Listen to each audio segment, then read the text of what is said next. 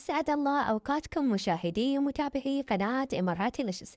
حياكم الله في وصفة جديدة وفيديو جديد من وصفاتنا اللذيذة والمميزة والحصرية على القناة.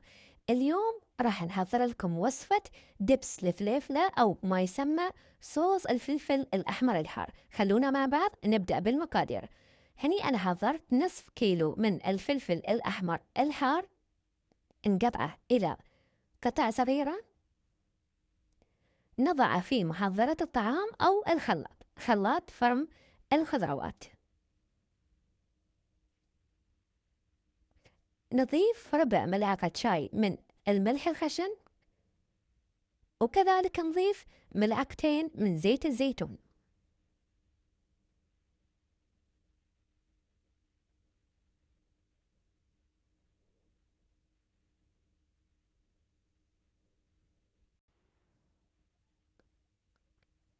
نفرم الفلفل الأحمر إلى أن نحصل على معجون أو صوص. نستمر في الفرم.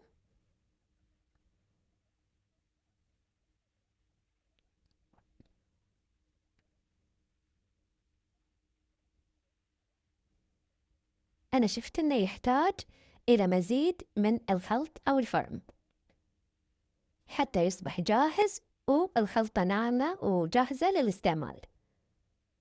هذا هو معجون أو صوص دبس الفليفلة الحار بعد ما فرمناه مع شوية زيت الزيتون وكذلك ملح الخشن. نحتفظ فيه مشاهدينا في علبة أو برطمان زجاجي أو بلاستيك، ونضيف زيت الزيتون على السطح حتى يعطي قوام ناعم ويمنعها من التعفن. نحتفظ فيه في الفريزر لفترات طويلة وكذلك في الثلاجة.